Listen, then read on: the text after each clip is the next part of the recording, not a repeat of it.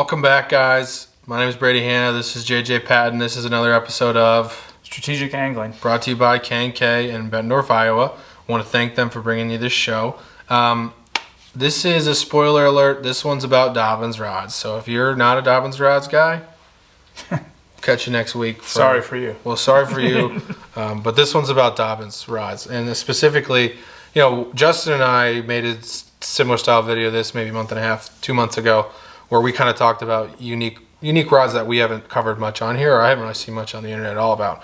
And that was successful. You guys liked it. So I got JJ here. This guy has been with Dobyns rods for how long? 12 years. 12 years. And you probably have spent most of those 12 years with what kind of rod in your hand? A lot of the time. Champion 734 yes. Every day it's on my boat. And if there was ever, an everyday guy to name a rod after, the Champ 734, we got to throw his name in the hat for that. We'll have to talk to Gary about that. Yeah, well, yeah. So in this video, JJ actually wants to break down the differences in the 734s among all the different lineups, because you've used them all. Yep. And there are some differences. Yep. And then you've got a couple other rods you want to tell us about outside that. Yep. So what's the first other rod you want to cover first? Probably a 764C, and like Brady said, I've been married to 734C, 735C, 736C for most of my tenure at Dobyns, but I was kind of turned on to the 764.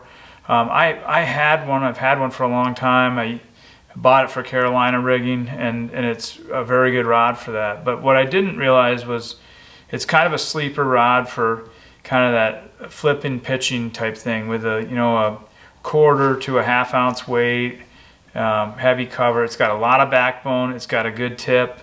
It's long enough. It's longer than the 734, and 735. So it gives you a little bit more length, especially if you're true flipping.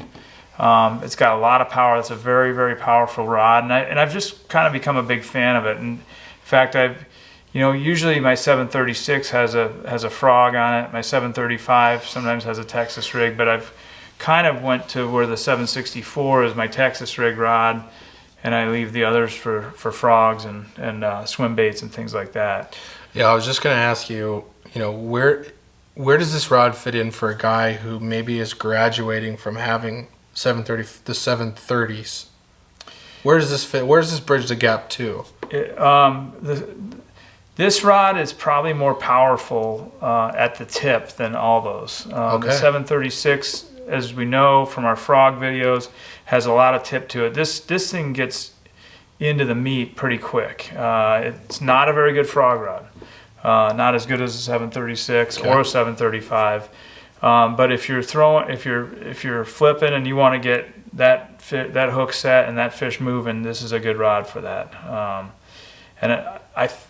I still kind of go back and forth with the 735 versus this. They're similar techniques. I mean, I use them for kind of interchangeably for that Texas rigging and stuff like that. But if you like a longer rod, or longer rod and not as much tip, then this is your rod. Okay, cool. I've never tried that one. So. It's a lot more powerful than a 734 Champ. A 734 Champ, as we've reviewed, is a real good moving bait rod.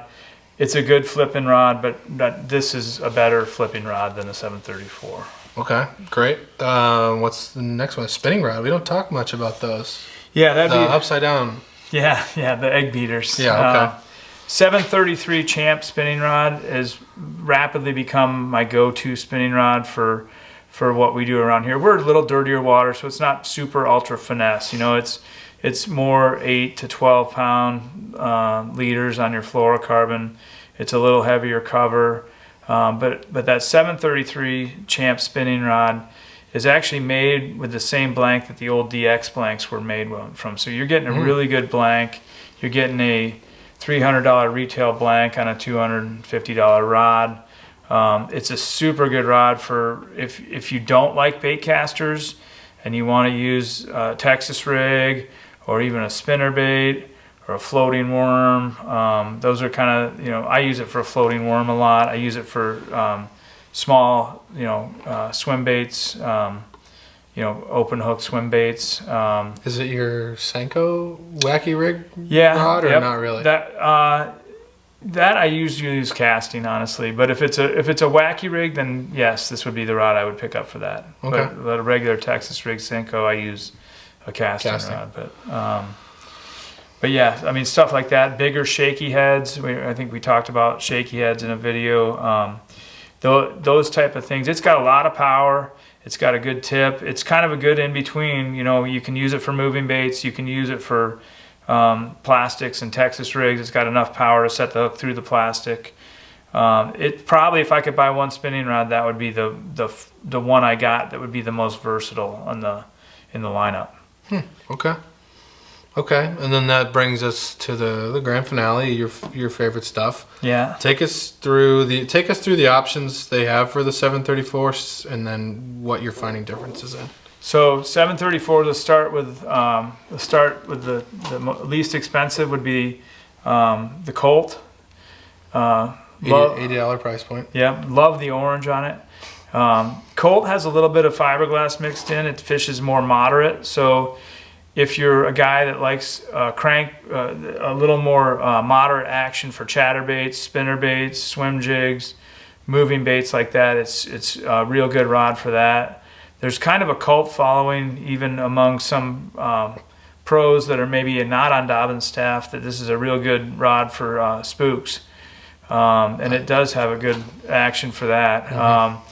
For $79 is a fantastic rod for anything moving baits.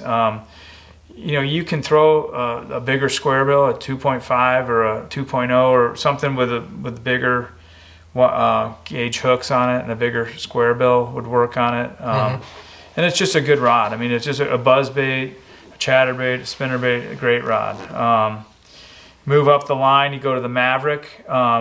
Fishes a little faster than the Colt does, but not quite as fast as some of the upper end ones. So again, it's kind of that same, the 734, as you guys have heard me say, it's a workhorse. If you're going to pick one rod for everything, it doesn't do everything the best, but it does most things reasonably well. But it especially does real well with spinnerbait, chatterbait, buzzbait, moving bait type like that. $100 price point. Yeah, $99. Yeah. Okay. Fury 734 is $119 price point. I'll be honest, the Fury wasn't my favorite. I would actually go down to the Maverick or the Colt before I picked up the Fury. I never really liked how it balanced as well. So I had one and I don't have it anymore. It's a fine rod. It's kind of does the same stuff. It's very versatile.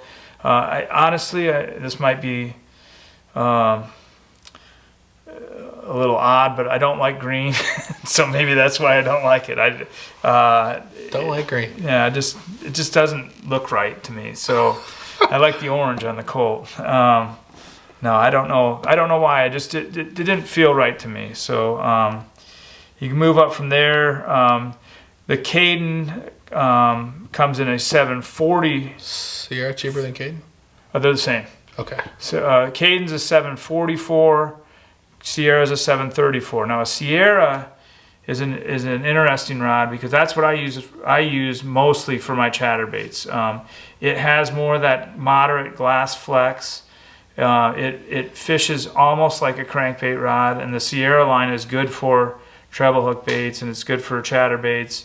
Mine has a chatterbait on it all the time. And that's just where I put my chatterbait. I will put it on other rods as well, but that's what I use that rod for. And the first three you mentioned, Fury, Colt, Maverick, foam handles. Yes. This is the first you get cork with. Yep. And you can get full cork. Yep. Okay. Along with that same price point as the Caden.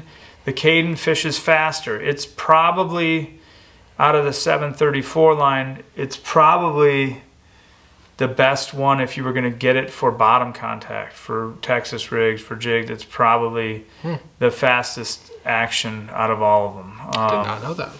And that's, the aesthetics on that one are nice too. It's red. Red. Yeah, it's closer to orange. Yeah. Not too far off. No. That's a good rod. my favorite is the Champ 734. I mean, honestly, I honestly feel like I can do anything with that rod that I want to do. Obviously, it's not the best crankbait rod. It's not the best flipping stick. It's not the best frogging rod, but it's okay at those. You know, if I was going to be a co-angler in somebody's boat and they said you can only bring one rod, that's the rod I'd bring, a Champ 734C. Great it's really great with a fluke and braid. Really good at that. It can throw almost everything, and you guys have heard me talk about it ad nauseum, and as Brady said, I probably have as much time on the water with that rod in my hand as any person on earth. Yeah, maybe that's possible. Even Gary teases me about that one, but yeah, that's. And then you step up to the extreme line. They don't have a 734; they have a 744. Way different, though. Yeah, it's a much different rod. It honestly probably more like the Caden. Really fast. Yeah, it's a fast rod. It's a Texas rig rod or a light jig rod. I had a problem when I first joined Dobyns. I used to use that for chatterbaits, and this gets to the people that use glass for chatterbaits. And I can 100% tell you that I would feel that fish change the vibration of my blade before it actually ate it, and I would set the hook and miss them all the time. And that's I think where that thought is, that people use glass rods so you don't pull it away from them.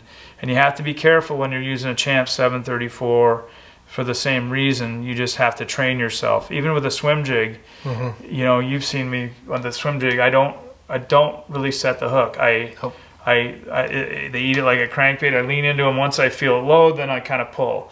But it's not a drop it and slack hook set 'em. Otherwise, but that's where I think the 734s are great. Is they're almost like crankbait rods with spinnerbaits, chatterbaits, buzzbaits, and this is way overkill. But don't you have like an ecstasy? What's the ecstasy? That's a 754 that I have. Oh, probably pretty different. Yeah, that fish is more like a Champ 734, but I am so in tune with the Champ 734 that I find myself not using the ecstasy a lot. I do like that rod for a light Texas rig, like for example right now, if I'm throwing a tube on a 1/4 ounce weight, I really like it for that type of thing. A lighter Texas rig, it's super sensitive, but probably not as versatile as a Champ. Honestly, I would buy, I mean, for the price, I think you can buy 2 Champs for roughly the same price as a ecstasy. I'd buy 2 Champs. Yeah, if you're looking for something moving bait wise, for sure. Yeah. Okay, well, cool. I just have the 734 Colt for spooks, and then I have like 3 of the 734 Champs because you can do everything with them. So yeah. All right, well, great. I hope I know I learned something. I hope you guys did too. And this has been another episode of Strategic Angling, brought to you by K&K Hardware in Bettendorf, Iowa. Thanks, guys. Thanks.